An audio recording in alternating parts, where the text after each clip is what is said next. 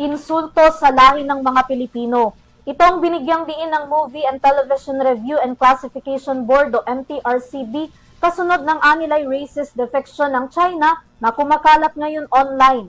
Ayon sa MTRCB, kaisa sila ng Department of Foreign Affairs sa pagpataw ng diplomatic protest laban sa China matapos ilarawang unggoy ang mga Pilipino. Naritong report ni Jan Latuga.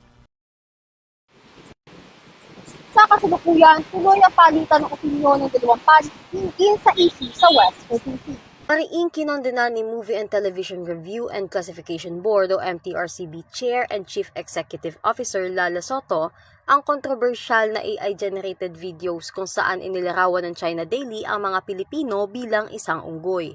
Sa isang pahayag na inilabas ng MTRCB, binanggit ni Soto ang kanyang pagkagulat sa mga kumakalat na videos mula sa isang Chinese-based publication na nag-ugat ng muling tensyon sa Pilipinas at China.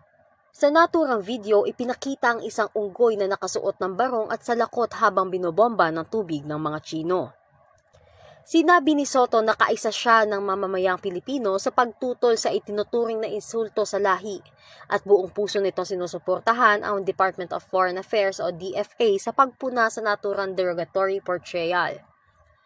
Bilang kinatawan ng ahensya, nakikita umano nila ang patuloy na pagdami ng social media content online na tiyak na nakikita ng kabataan.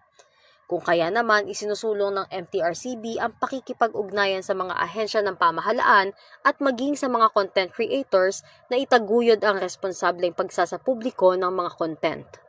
Para sa Euro TV News, ako si Jen Latuga, sumasagot ko sa bawat Pilipino.